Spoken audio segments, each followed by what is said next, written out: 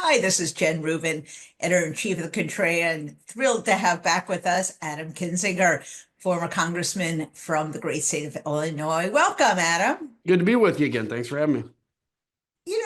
When I think back to the Cold War, I remember these scenes of a little dictator up on a platform and these massive weapons, missiles, troops goose-stepping in front of him. Is that what Donald Trump is planning for us? And is this really a good use of our money? I mean, I think it's exactly what he's planning, minus the goose step. I think, look, the last time I think we had a military parade in this country was at the end of Desert Storm. I remember there was a ticky tape parade, and then they might have done one in DC, and it was very humble. I mean, it wasn't like we didn't roll out giant tanks and fly fighter jets. We just had some of the troops go by and review, and that's totally appropriate when you just won a war, and particularly after, we were trying to shake the Vietnam syndrome. Right. But to see what he's doing now, they can claim it's for the Army's 250th birthday. I'm going to tell you something. I'm going to guarantee you something. That had it not been also Trump's birthday, we would not be doing this parade. So this is clearly Donald Trump wants to do this for his birthday. He wants to get the chills by being the authoritarian that stands there in front of his troops, and it's going to cost, I think, just shy of $100 million. I mean, you think of so look, my program, I flew the RC-26 in the Air Force. We fought drugs and all this kind of stuff.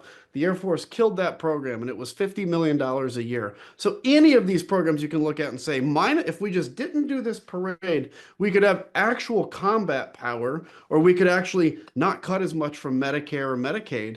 And this is just the moment we're in. And I tell you, it's like, to me, it's sad to watch so many people sit back and not say a word. My former colleagues, and just sit there and let it go because, God forbid, they actually stand up to this man. Exactly. And it talks a little bit also about these cuts to veterans. Veterans are disproportionately recognized or represented rather in the federal government because there are requirements that they get some preference, that they get consideration. So when you see all these layoffs, the number of vets are is huge. Plus you have these cuts to everything from the suicide hotline, which then had to be returned because there was such a hue and cry. What are the veterans groups? What are your fellow veterans saying about what's going on? There's supposed to be a sacred bond, a sacred Yes, trust that we have with these people. supposed to be in it. Starting to get a little nervous, some of them. I mean, look, just like any group, you're gonna have veterans that are still hardcore Trumpers, right? And they think he'd Right. never touch them and he'll do no wrong.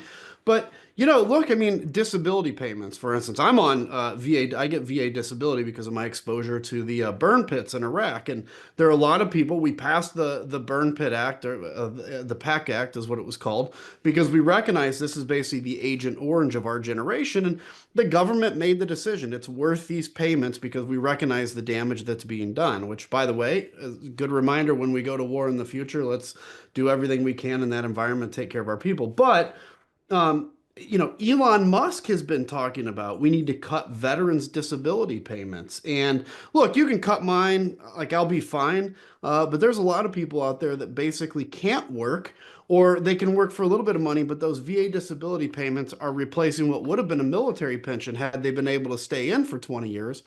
And it's egregious. And so, yes, you have veterans losing their job in the federal government, and many of these people, I can promise you, there's going to be too many, unfortunately, one's too many, but people that take their own lives because they come out looking for a purpose. They can find a job in the federal government. It may not be the same as the military, but at least they're serving people. And all of a sudden, they're told by Elon Musk, Doge, and Donald Trump, we don't need you. Not only do we not need you, we actually prefer you be gone because you're not worth the money we're spending here. And you think about what that does to a person's psyche, and it's really unthinkable. And look, I get it. We want to make sure government's not overspending, and we're in a pretty big hole right now. But I got to tell you, ladies and gentlemen, it's not the cuts you're seeing that are going to make the difference. It really isn't, Exactly. and it's much deeper, much broader, and it's not this stuff.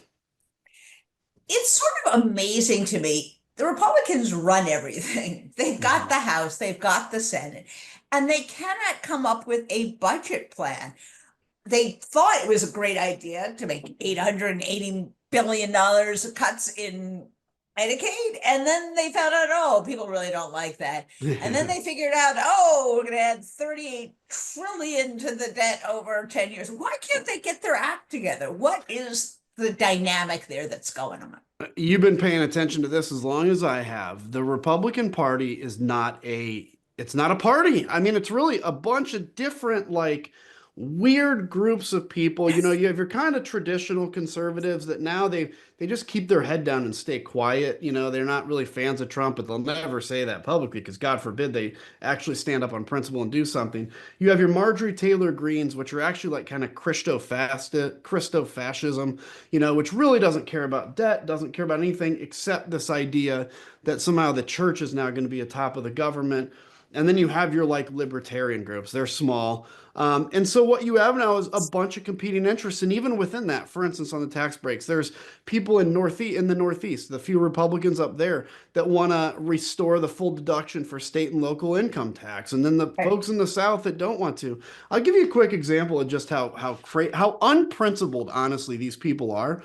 Back when we did tax reform, Paul Ryan put forward an idea for a border adjustment tax. And I won't go into the depth of it, but basically it made it fair, you know, imports that we took from other countries where they had to strip their value added tax from it.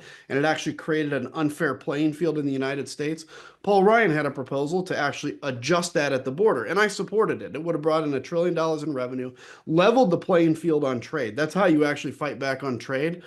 Well, the Southern Republicans were the ones that killed that because they were supposedly for free trade. These are the same people now supporting the 150% tariffs because Donald Trump is doing it. So there's no principle here. You have people that are all there for different reasons. I'll be surprised if they get something through. They probably will, but it may be extremely watered down. And the last thing I'll say, not to mention the fact that the Republican Party has always been against higher taxes. I personally think we need to look at the tax code and actually increase it for certain people, and particularly Elon Musk as an example. But Donald Trump has now put out the message that maybe he wants to raise taxes on the wealthy. So now you have people out there going, we don't really even know what we believe because Trump's saying one thing, the speaker's saying another, and that's the mess of the GOP today.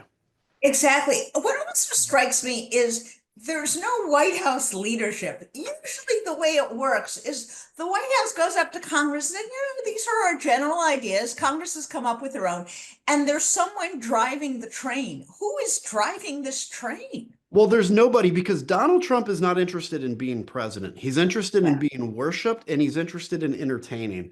And this is an important thing for us to remember is every time he tweets a picture of himself dressed as the Pope, we should be outraged about it. But ultimately, he's entertaining you. He's entertaining his masses.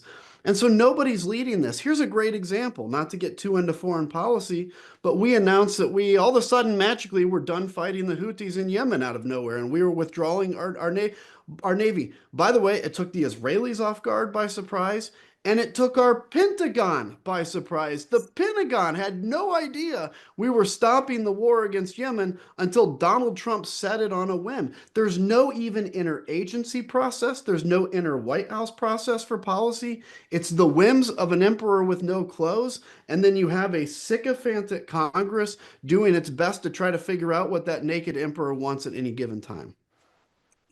It is amazing when you look around the world how little influence the US suddenly seems to have.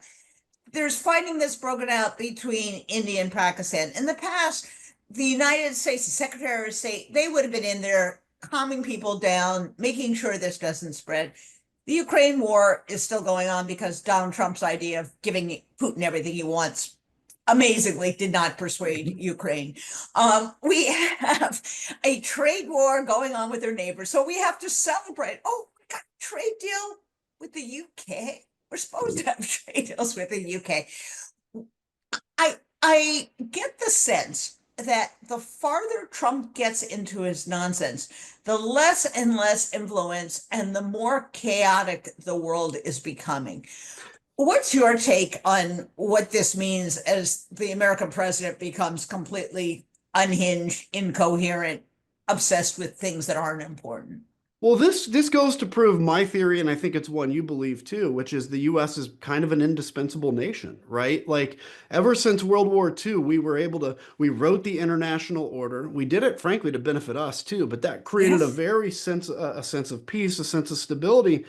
And we've always warned against, the U.S. withdrawing because if the U.S. withdraws, something fills a vacuum, right? There is no vacuum on Earth. You only find vacuum in space, and on Earth that vacuum is filled by either Russia, China, terrorism, chaos, whatever you name it. And that's what we're seeing in only 120 days. We're seeing the U.S. has withdrawn as the leader of the economy. Guess who filled that vacuum quickly? China. Yes, China is being damaged currently, probably harder than we are, but they have a culture that they can take much more pain than we can. They're communist, right?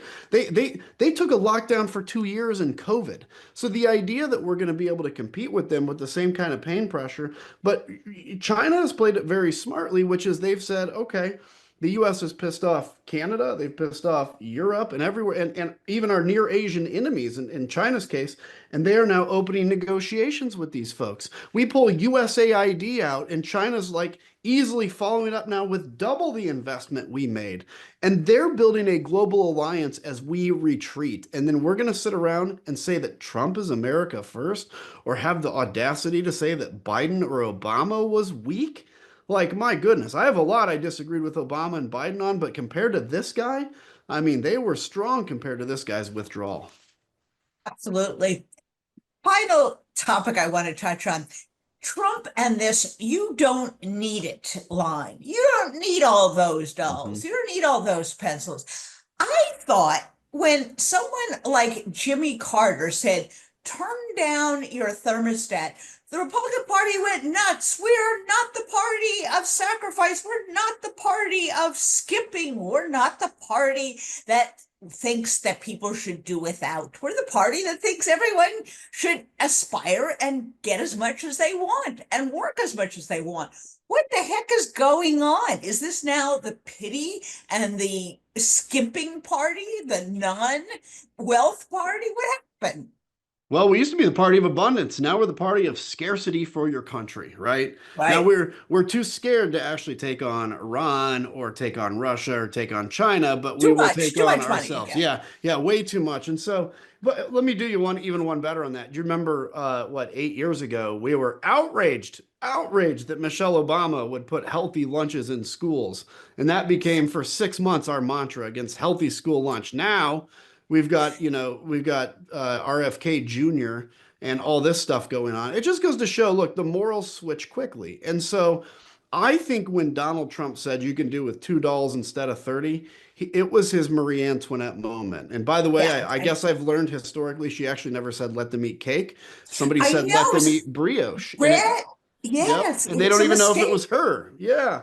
But it's been Bad attributed name, to bad her. PR. I It know. is The bad PR. disinformation machine in the French Revolution was terrible. But I think this is going to be, especially if the economy takes the hit we think it does. And look, it's again, I can sustain. I'm blessed. I can sustain a down economy. The most people that can't are the ones that voted for Donald Trump, and at some point they're going to feel left behind. And I think Yeah. his you could do $2 instead of 30. While by the way, he's scamming the country out of crypto, and he's got his sons going out and doing what they accused Hunter Biden of by 12 times on steroids. America eventually is going to wake up to that. Even if the most hardcore MAGAs don't, I think the rest are going to see this as what it is, which is the most corrupt administration to ever curse our presence. I could not agree more. And, go tell an American. Imagine if Biden said, oh, just replace one of your broken appliances. You can get by without the dishwasher, just get their fridge. Well, they would have sacked the Capitol again if he'd have said that. Absolutely, absolutely. Adam, thank you so much, not only for your insight, but for your good humor. We have to both laugh and cry during this time, but keep a focus on these buffoons because Yeah. they really are spinning out of control. If you So, can't laugh, you can't let them kill your laughter. If they kill your laughter, absolutely, they win. And we refuse to ab- let them win. absolutely. Thanks so much, Adam. We'll look forward to having you back soon. Bye Of bye. course. You bet.